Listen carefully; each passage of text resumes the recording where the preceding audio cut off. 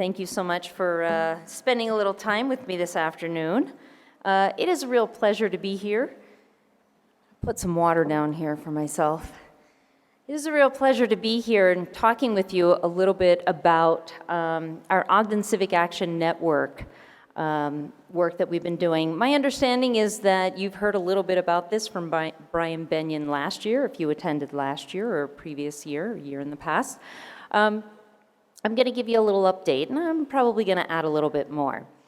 As you heard in my introduction, I am an administrator here at Weber State. I am an associate provost, has a long title, and I'm a sociologist by training. You might be wondering, why would a university and why would an administrator at a university have an interest in a hyper-local approach to the social determinants of health? Well, I'm going to tell you a little bit about that. Clicker. Oh, got it. I see it. Thank you. This one moves forward. Right on. Got it. It looked a little different than I was anticipating. So let me start with some context. I know you know that Weber State's located in Ogden, Utah, but what you might not know is just how porous the relationship is, or the boundary is, between the university and our community. I want to provide a little context for you, and if any of you know anything about sociology, you know sociologists love context. That is me. So Weber State has a dual mission. We serve as the community college and the regional university for Northern Utah. That means that we have everything from associates to bachelor's to master's degrees to the doctorate of nurse practitioner now. And it means that the 29,000 students that we're serving, a third of them are students who are in the high schools taking college courses and credit. An indication of just how much our students are really part of this community. The majority of our students are commuters. They are average age is 27, and 87% of them are working part-time or full-time. So they're very much from this community. They're very much part of this community. So we as an institution have a vested interest in what is happening in our community. Adjustment. We also elected to become Carnegie classified in 2008 for the first time. Carnegie is a national organization. It rates institutions of higher ed as research-focused or teaching-focused institutions. We're a teaching-focused institution here at Weber State. We had the option to apply for an elective classification focused on community engagement. And we did that because of this connection with the community. We have a rich history. So we like to talk about ourselves as being better together, the community and the campus.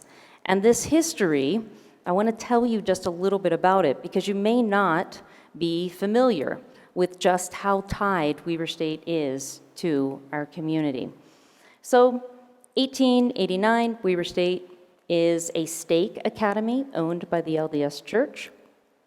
And we begin teaching students, and we become a two-year college.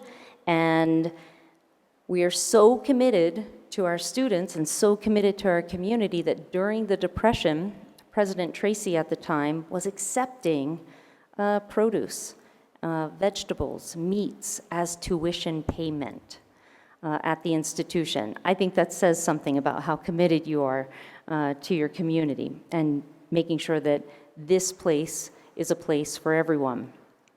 Well, in 1933, Weber State became a state-funded institution, no longer part of the LDS Church or funded by the LDS Church. But you'll see on the timeline, 20 years later in 1953, the state was ready to give Weber State back and say, we're done paying for this. take it back, LDS Church, you guys fund this. What happened was remarkable. The community rose up, they did this public referendum, got 120,000 signatures, and said, Weber State is our institution. It is our place. It is the community's institution of higher ed. We want it to remain a state-funded institution. And indeed it has. Since that moment, the bond between the community and the university has never been severed. It has just been, we have been so invested in each other. I give you that context so that you understand why a university, an institution of higher ed, would be investing in an Ogden Civic Action Network that's focused on social determinants of health. So you see, over the years, we develop, we grow, we turn into a university in 1991, and then we spend a couple of decades, starting in 2007, we spend a couple of decades really focusing on our community engagement work. There's some major milestones here. CCEL stands for Center for Community Engaged Learning. It's actually just across the hall here, and you can actually visit it if you would like. That was established in 2011. We defined 3 core themes at the university: access, learning, and community. Okay, so we are really committed. We're building downtown 2013. You're seeing some investment in downtown Ogden. Our community education center gets built then. Downtown Ogden, we develop a college town charter. By 2016, we are then establishing our Ogden Civic Action Network, which we call Ogden Can. And we weren't doing this by ourselves, and I'll talk about that in a minute. So at the institution, I just want to give you a sense for the kind of work that we're doing to focus on our connection with the community. I'm going to start down here at the bottom at this micro level. Again, I told you I'm a sociologist. We talk micro, macro all the time and this relationship between the two. So bear with me. I know you all are, MDs and DOs, and here I am talking sociologically, but it's my background. It's what I do. So down here at this micro level, we're really focused on developing students to be these socially responsible individuals when they graduate and leave us. In the middle, the meso level here, our institution is really trying to be thoughtful about our business practices. How are we being socially responsible with hiring, purchasing, and investing? But it is up here at this macro level where we are doing our work with the Ogden Civic Action Network. Weber State is acting as a convener, a convening institution, an anchor institution where we're convening other anchor institutions to collaborate with each other to work in socially responsible ways. Why would we do this? Not only because we're committed to the community, but we're doing this because it is an excellent outlet for our faculty and our students and our staff. Excellent research opportunities, applied research, where they're really leveraging our expertise on campus to actually make a difference in the lives of our community members.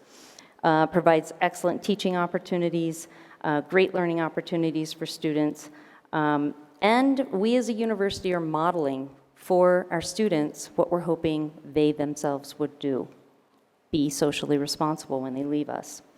And of course, it's important to nurture our community relationships, and we are being thoughtful about making sure that everyone in our community has access to higher education, so building a pipeline.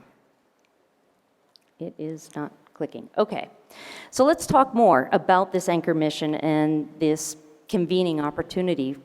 Ogden Can really started in 2016 when this national organization that you see up here called Campus Compact challenged Weber State as an institution of higher ed and challenged 400 other institutions of higher ed in the country that belong to the organization to write a civic action plan. Weber State was the only institution of higher ed of the 400 participating that said, we want to write an action plan with our community. So we reached out to other anchor institutions, and we began that process. This is when Ogden Can developed. We reached out to 2 other education institutions, the Tech College and the Ogden School District, health organizations, Intermountain Healthcare, Ogden Regional Medical Center, and Weber Morgan Health Department. And we reached out to Ogden City. And we started saying, hey, you guys are anchor institutions in this community, and so are we. So would you want to write a civic action plan with us? So let me back up for 1 second. An anchor institution, an institution that truly anchors a community. A hospital, you don't just pick it up and move it to another community, right? A university, you don't just pick it up and move it to another university. They anchor the community. So we reached out to these folks. We said, do you want to write a civic action plan with us? They said, yeah, sure, okay. Not sure what that means. We're like, we're not sure either, but we know that whatever we do, we need to do it together because it's going to be better. And what we need to do is we need to leverage our resources together, come together, bring funding together, bring our expertise together, and let's start figuring out how do we help all boats rise in our community around a variety of different outcomes. In order to do that, we needed to create an Office of Community Development, and that office, we housed it here at the university. Our director is sitting in the back. His name is Bill Cook. That office opened in 2018, and we located it in downtown Ogden in our Community Education Center. And the anchor institutions actually all contribute funding to this Ogden Civic Action Network, and that funding is what is being leveraged to do the interventions that I'm going to talk about here. We also received a large gift from Intermountain Healthcare in 2020, which has really accelerated our work. I'll talk a little bit about that. Let me just mention that this is a hyper-local approach. It is a place-based approach. There is East Central Ogden. The community is that is located between Harrison and Washington, 20th and 30th, about 100 square block area. That is really the area that we're focused on. And it is the area that has a lot of challenges. It has a lot of assets as well, but it does have a lot of challenges. And it also has Ogden City putting $1 million a year into this particular neighborhood to improve things like housing, for example. So we chose this East Central Ogden neighborhood as the area that we wanted to focus our time and energy on. Let's just get a quick sense of that neighborhood and some of the demographics. You're seeing 3 columns here. They're from the American Community Survey. It's a 5-year survey. Resist comparing across the columns. It's really, really hard, for myself included. Resist, because it really is not telling us a whole lot about trends. But the things that I want to point out are that we have, 15,000 folks in this East Central Ogden area. There's definitely unemployment that we need to be concerned about. For ages 16 and over, it's not too bad. About 1 in 5 to 1 in 4 folks are living in poverty in this area. Family size, 2.5 to 3 folks in a family. And the Hispanic Latino population is somewhere around 40% in this area. So just a general snapshot of who's living in East Central, in the East Central neighborhood. Medicaid and Medicare, you can see that we have prevalence of people on Medicaid and Medicare living there, and food stamps, again, about 1 in 5 folks receiving food stamps. When you take a look at education, you can see that our high school graduation, it's lower than the Utah average and national average. And if you take a look at the bottom two rows, you'll see that there's a real gap between the Hispanic high school graduates and the white-only high school graduates. That we are much less likely to be graduating our Hispanic students than we are our white students. And so we have some challenges here in terms of bachelor's degrees or higher education or post baccalaureate degrees.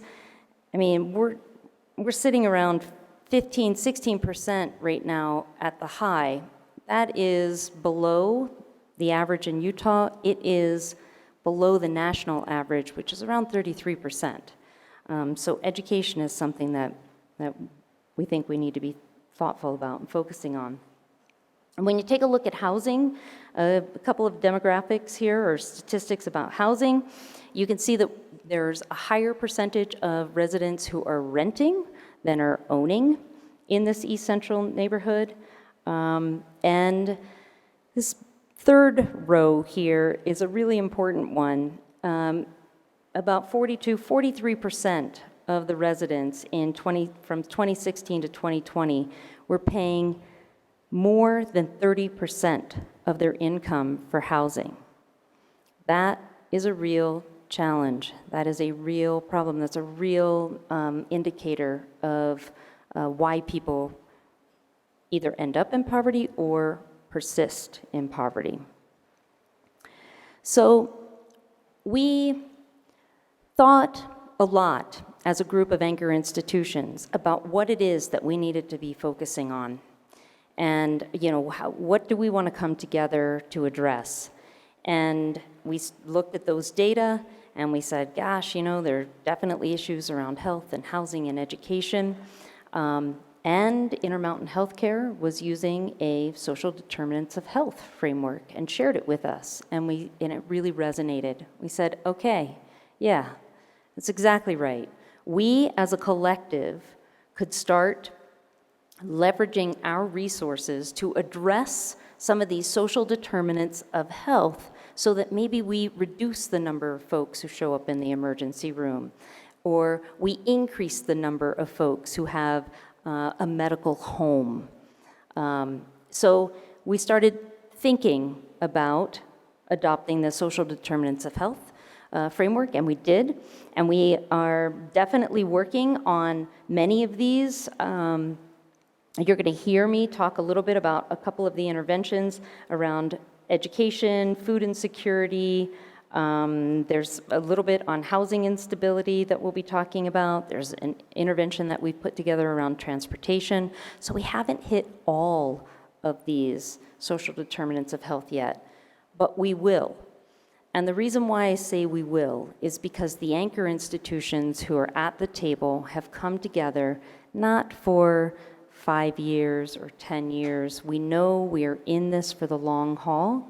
If you're trying to address social determinants of health, you better be in it for decades, and we are. So we know if we're going to move the needle, we've got to put time and energy into doing that for decades at a time. And so that's what we're committed to do, and we're using that framework to help guide some of our work. So, like I said, we came together and talked about housing, health, and education. I'm going to talk about all three of these today and some interventions that we're doing on all three of these today, time permitting. I'm going to start with health, and then I'll get to education and housing if indeed we have some time. So let me start with the health vision. I forgot to tell you this part too. Let me back up for one quick second. This health vision comes from a health task force. That task force has a variety of working groups that work under it, 3 different working groups that work under it. That health task force is just one of several task forces that report up to an Ogden Civic Action Network board. All told, there are about 165 folks serving either on a board, a task force, or these working groups around these issues in our community. So in addition to our anchor institutions, we have nonprofit organizations from all over the community who are investing their time and energy and expertise in this work. On our board, we have Midtown Community Health, we have the NAACP, LUPEC, which is Latinos United, promoting education and civic engagement. We have the OWCAP, Ogden Weber Community Action Partnership. We have a variety of different organizations who are not contributing financially to this endeavor, but they are contributing their expertise and their knowledge, okay? So I just wanted to make that very clear that we have 165 folks who are working on this with us. So the Health Task Force set out as its vision that they wanted to have quality of life and health, good health outcomes for all of our residents so that all of these are accessible and that we have life expectancy increasing for the folks who are living in East Central Ogden. They identified 4 areas in particular that they wanted to focus on: reducing opioid-related deaths, increasing physical activity for all, increasing access to mental health resources, and increasing access to, awareness of the use of healthy foods. We are making strides on all 4 of these, and I'm going to talk about a variety of different interventions that we have been putting into place since 2016, and you'll be able to tie them back to these 4 main goals. Before I do that, though, I do want to point out that those goals were really generated, not just sort of like, oh, off the cuff, here we go, let's focus on this stuff. It was really taking a look at Weber Morgan Health's CHAW. What is that? Community Health Assessment. Oh my gosh, the chip in the CHAW. The Community Health Assessment at Weber Morgan Health, McKay Hospitals, their Community Health Assessment, and Utah Health Departments, and really overlaying them, aligning them to really figure out where are the overlaps. What are folks in our community telling us? What are the data telling us we need to be focused on? And so that's what was driving those particular goals for this health task force. So let's talk a little bit about some of these health interventions that Ogden Can is supporting. So first, let's talk food insecurity. Definitely a social determinant of health. So food security assessment. This is absolutely something that we need to take a look at in East Central for sure. Food security assessments are really, they're very common tools that we use to evaluate food systems in general in communities. It's a methodology that's out there. The goal was to ensure that our Weber County residents can access, prepare, eat nutritious foods of their choosing and have access to them. East Central is a bit of a food desert, and so you don't always have access to a wide variety of food. So the Food Policy Council was created, and across the nation, when you take a look at this, food policy councils are oftentimes something that are created to address issues of food insecurity.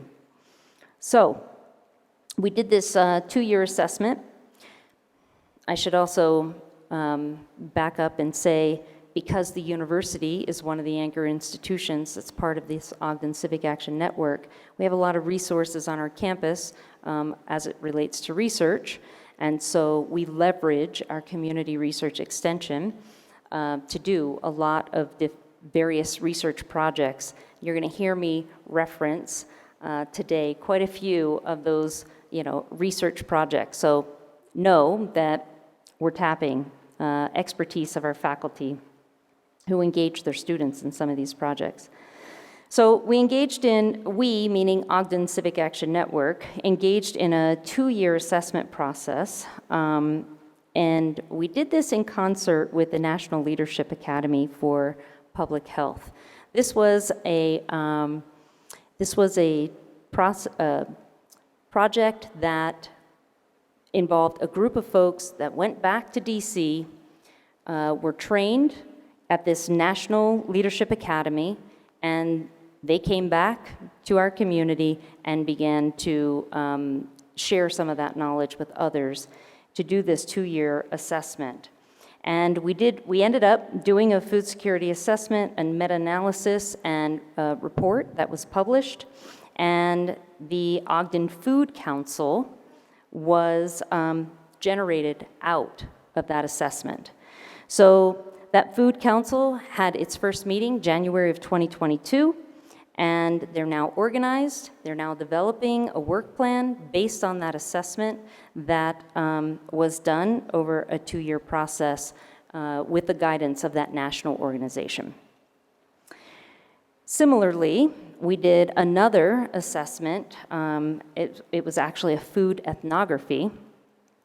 And food ethnographies are pretty interesting because you get to really follow residents, you get to follow folks around, interview them, watch what it is that they're eating, talk to them about the choices of food that they are purchasing and why, and even how they're preparing the food.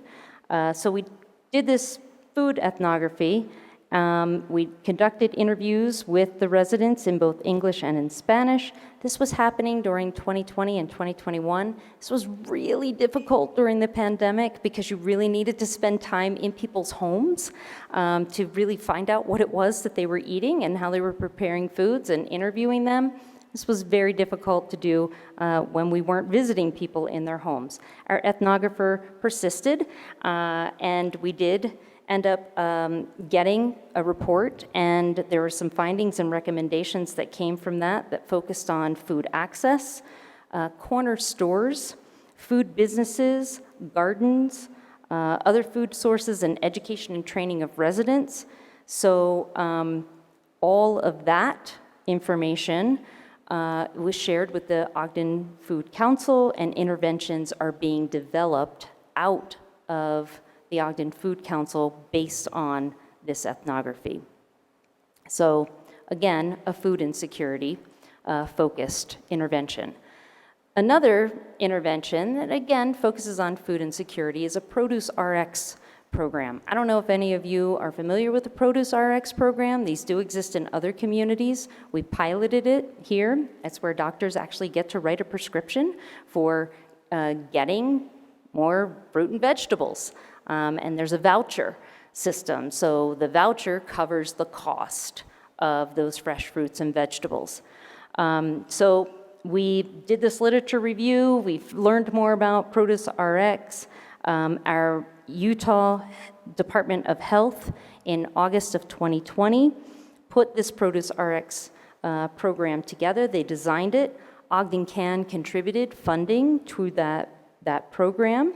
And we had 26 participants. I know that doesn't sound like much, but it was a pilot, and we were trying to figure things out, who enrolled in 4 different clinics, and the outcomes from this are being reported every year. And indeed, the goal was to have folks double the amount of fruits and vegetables that our residents were consuming, and we're seeing some uptick in that.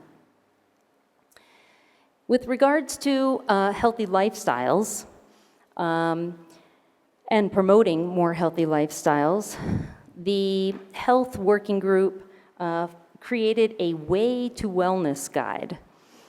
This Way to Wellness guide is meant to increase healthy lifestyles for everybody by improving education, access, and participation in physical activity and healthy eating. And it is really a guide that tries to make things really accessible. And it's a 44-page booklet. It's very low-cost activities that are in this low-cost or no-cost activities that are within this booklet. And the idea is to just raise people's awareness about what's going on in their community, how to access it, some healthy food choices, nutrition resources, where they can get access to those things in Weber and Morgan counties. So this was produced in March of 2021, and it is definitely one of the methods that we're trying to use to improve people's healthy lifestyle, if you will, healthy living. 1,500 booklets have been distributed at this point, and it's divided up half and half in terms of whether they were printed in English or Spanish, and we make them available through the Weber Morgan Health Department. So you can see how our anchor institutions, you hear me mentioning these various different anchor institutions and what they're bringing to the table and what they're bringing to each of these projects. Another health-related project that we did was a pilot study regarding a ride-share service for medical patients. Another one of those social determinants of health is transportation. This is very specific to transportation to medical appointments for folks who are suffering from chronic illness or chronic conditions. And so the Chronic Care Coalition of Weber County, they really brought this forward. They have this goal to improve access to healthcare resources. And we know that lacking transportation is a big barrier for folks to get well. And they put a rideshare services pilot program together to transport patients.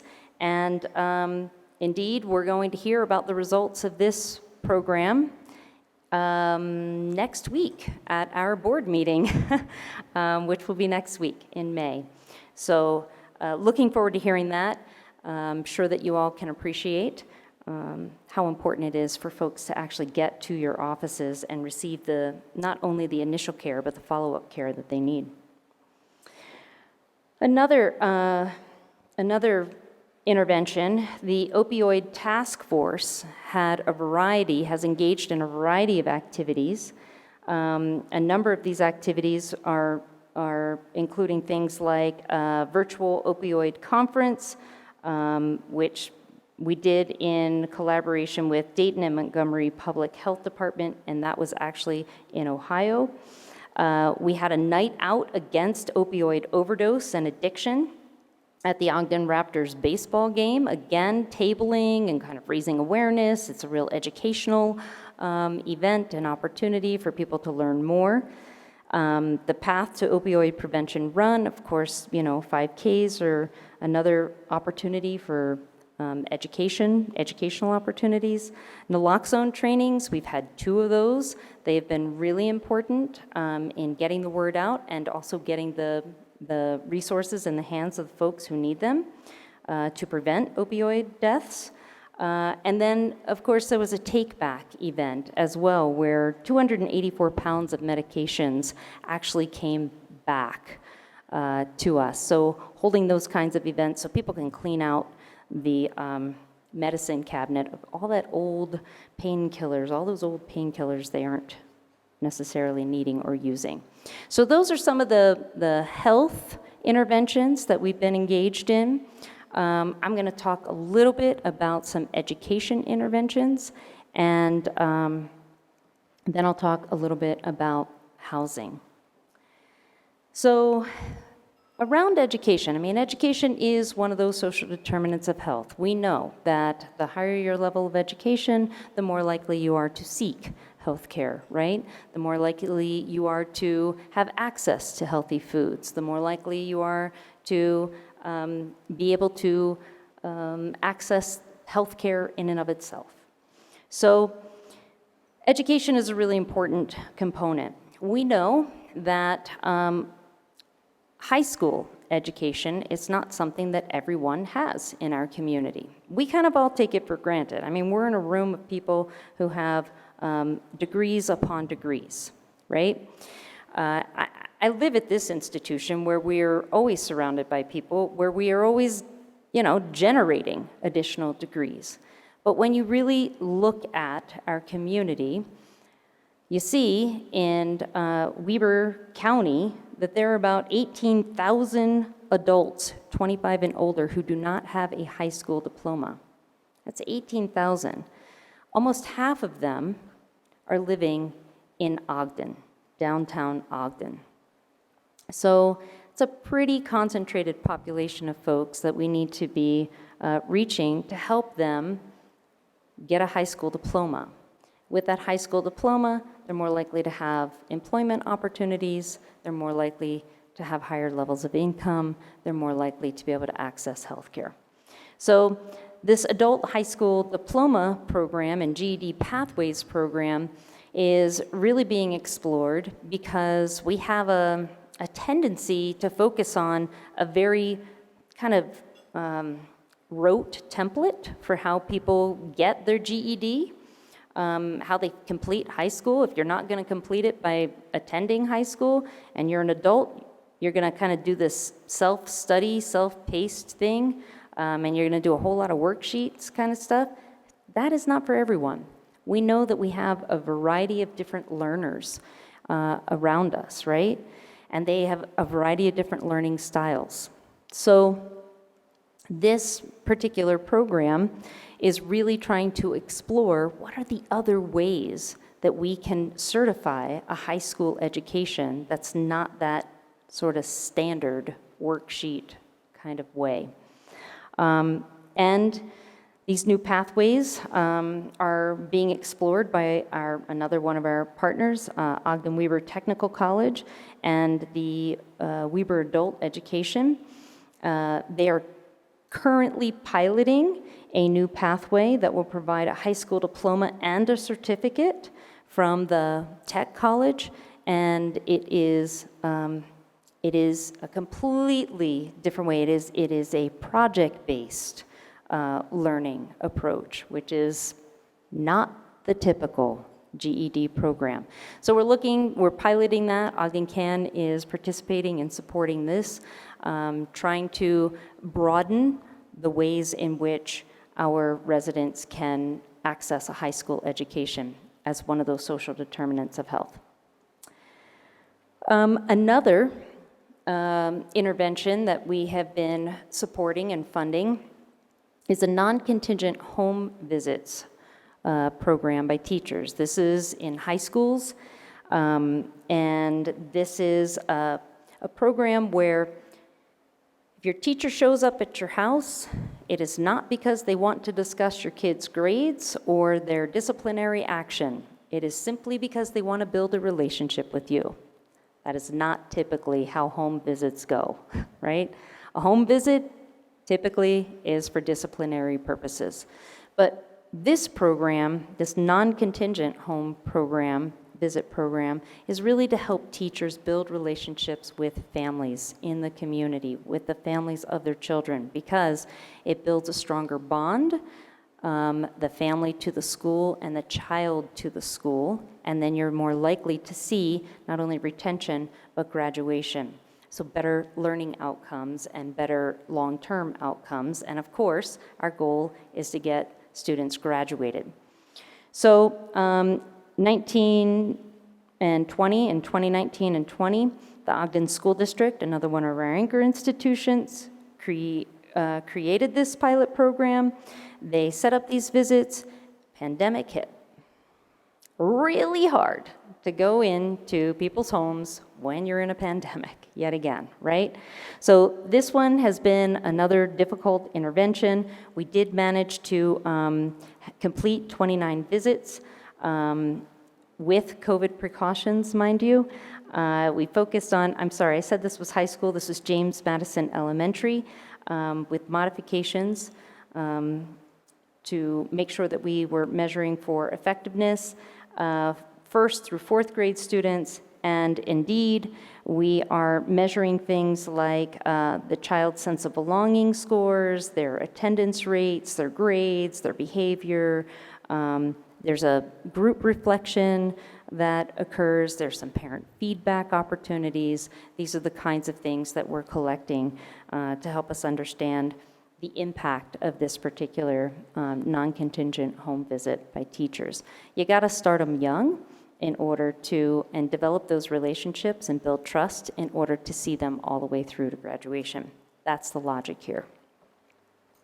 Another education program or intervention High school academic support, internships. This is where we have interns that are mentoring.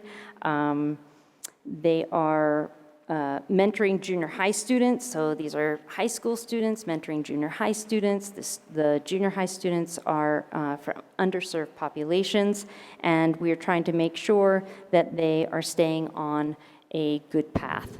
And so this has actually just been approved in February of 2022. It's a 2-year program. And again, it is the anchor institutions that are contributing into this Ogden Civic Action Network, contributing financing into this network, and then we are funding these projects. Let me quickly, because I'm watching the clock and I'm trying to decide which one's accurate, I'm going to trust my phone over the clock in the back. Housing.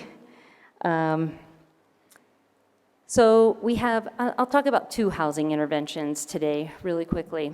You may have read about this one in the paper at one point where Weber State faculty and students built a net zero home in downtown Ogden. Actually, it was located at 2807 Quincy Avenue. The plot of land was a plot that is in East Central. It's in our neighborhood, our East Central neighborhood. The city was interested in seeing that plot developed. The university has a construction management program. We also have a very strong commitment to sustainability. We know that if we can build net zero, people's quality of life is going to go up. And if we can make it affordable for a low-income family, it is easier to stay in that home because you're only paying about $8 or $9 a month for your utilities. So that was the idea here.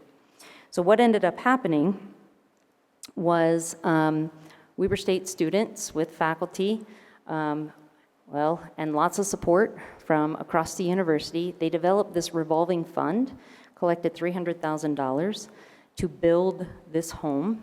The idea is that that $300,000 would build this home. We sell the home at market value. The funding from that sale goes right back into this fund, and we build the next project. So this project was built, and I'm telling you about it because Ogden Can contributed to this house, which was sold to first home buyers, and now they have this beautiful little baby and live in their net zero home, and they're paying barely anything in terms of utilities, so it's really been kind of cool. In any case,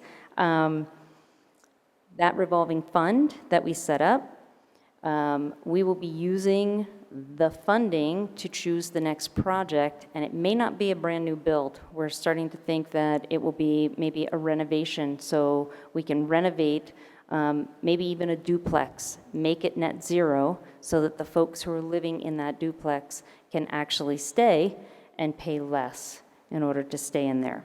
That's the idea. So that's one big project.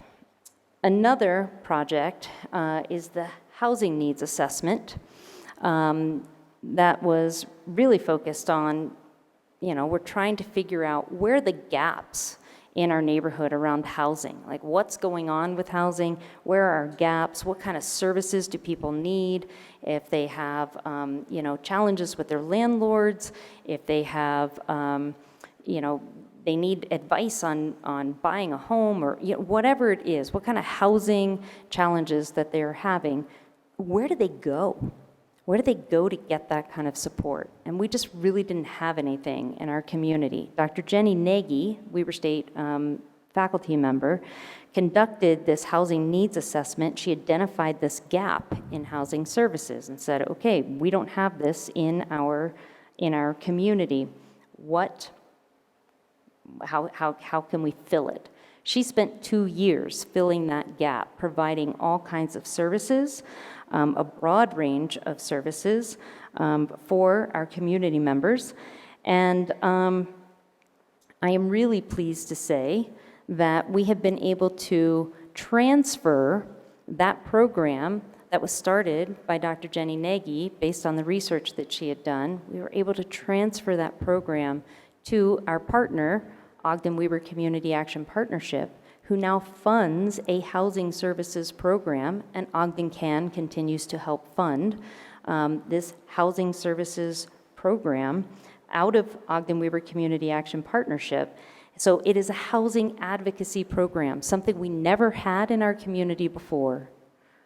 We now have. So very excited about that. And we have it's staffed with a full-time staff member and everything. So feeling good about that intervention. That's just a smattering, okay, of the things that we have been doing. There's more to come out of the Ogden Civic Action Network. We're in our sixth year.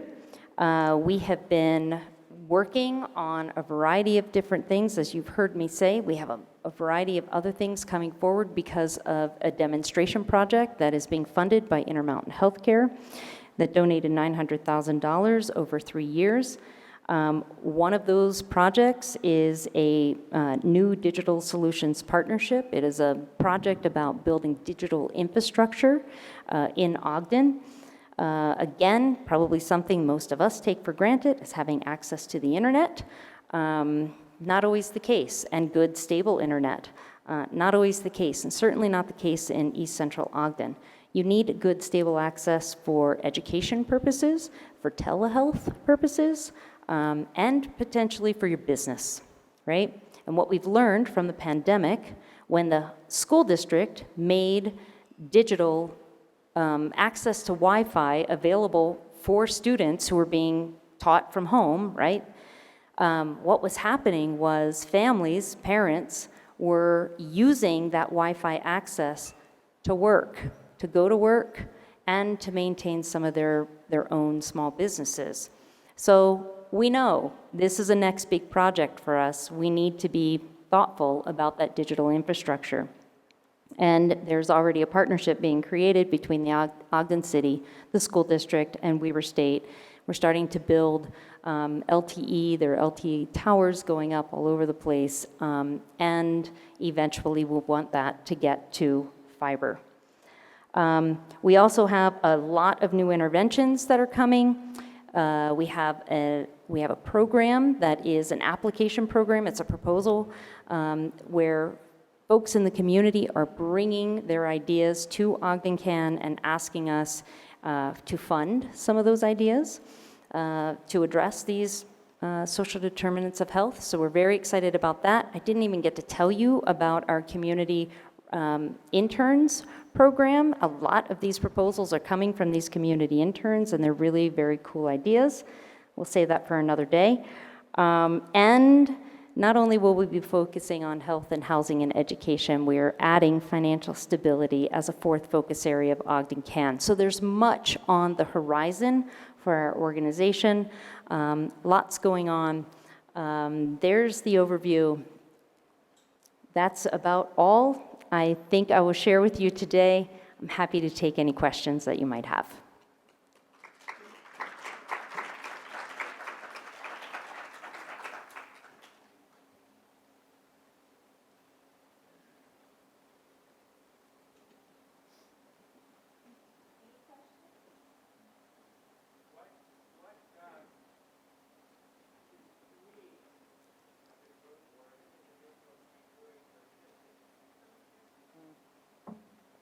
What could we as individuals or as a group do to assist Ogden Can in this work?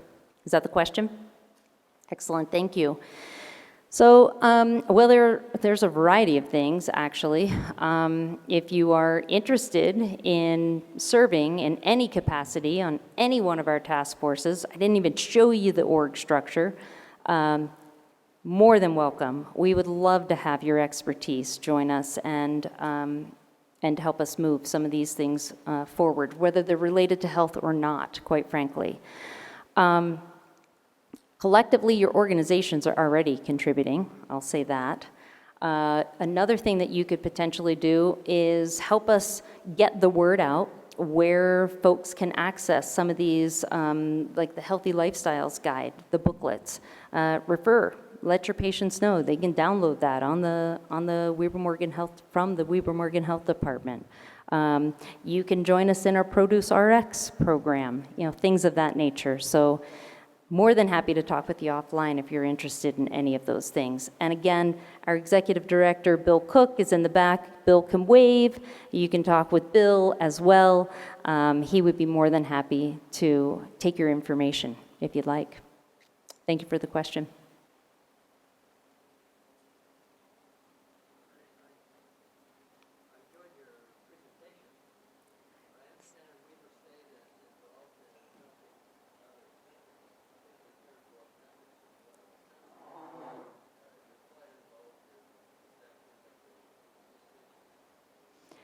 That we are involved in helping third world countries as well. Is that what I heard you say? Weber State is involved in, and you want me just to mention that?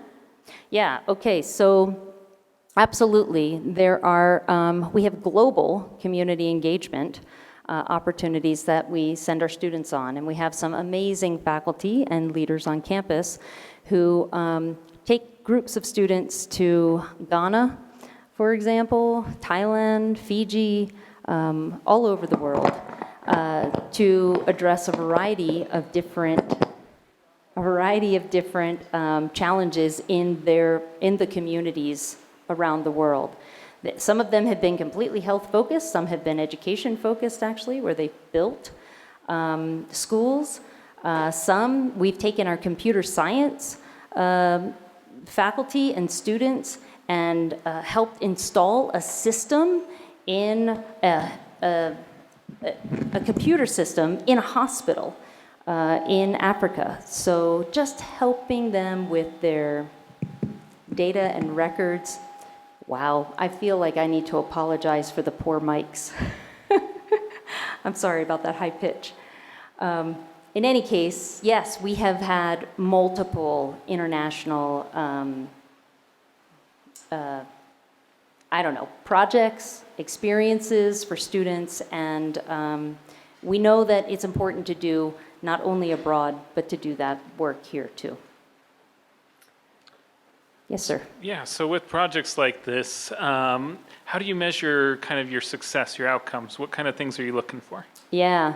So each project's a little bit different. You heard me talking about, like, for some of the education projects, we're looking for, did the students develop a sense of belonging? Did they, develop a relationship with the teacher, connection with the school? We're looking at, grades, all kinds of things. So each project is a little bit different, but overall, Ogden Can is in the process of building, our dream is to build a dashboard, we're getting closer, where we will have a couple of standard kinds of community metrics, maybe even a health index of sorts, if you will, that the community can go and take a look at and see. Education, there will be a few metrics around education, housing, health, and you'll be able to drill down and filter and see how those have changed over time. Ogden can't take all of the credit for any of that change, we know that, but we certainly are thinking that some of what we need to be doing. So home ownership as opposed to home renting, for example, would be a metric that we're going to take a look at. Things of that nature so that we can see if we're moving the needle at all. Yes, sir. Is the Ogden Can mission to provide services for that entire zip code, or is it mostly focused on a limited number of, say 25 families? And maybe it depends on the program that you're talking about. Can you speak to, is it focused on a few, or is it the entire zip code? So Ogden Can is focused on that neighborhood, East Central, those 100 square blocks, and all of the folks that live within those 100 square blocks. Our pilot programs are sometimes on a small subsection, right, so that we can pilot something, figure it out, and then try to scale it to all of those families, but our focus is really on all residents in that 100 square block. We do partner with United Way of Northern Utah. Tim Jackson co-chairs the board with me, and they have a United Partnership Council, which Ogden Can is part of, and so United Way's focus has actually gone broader to all of Weber County. So some of our work in education, for example, is even spreading beyond our 100 square block area in East Central, but because of our partnership with United Way, but Ogden Can's mission and focus is on every resident, all 15,000 in that East Central. Any other questions? Yep. Those people on Grant and Lincoln that are in that same classification. I am struggling to hear you, sir. I am so sorry. Are the people that are living in the Grant and Lincoln Street areas, can they go up to your unit on 26 and Monroe and use that building as part of the, or are they just left out in the code? Can the people who are writing the grants? Yeah, no, the people on, the poor people that live on Grant and Lincoln are in the same classification as where your area is. Are they left out completely? Okay, so how hard are our boundaries? I just wondered if they're left out, can they utilize any of those facilities? Right. Honestly, you know, we talk about this 100 block area, East Central. Those boundaries are a little fuzzy too. So, you know, if you live just outside, if you're not right down there, you know, next to our community education center on 26th and Grant, that's fine. We're still happy to hear your ideas and support whatever it is that we can. So yeah, we're not looking. I hope I understood your question. I was struggling, but I'm also experiencing hearing loss. Anybody help me with that? No, I'm kidding. That was supposed to be a joke. Sorry. Any other thoughts? I really appreciate your time today. Thank you so much. Really happy to work with you in any way we can.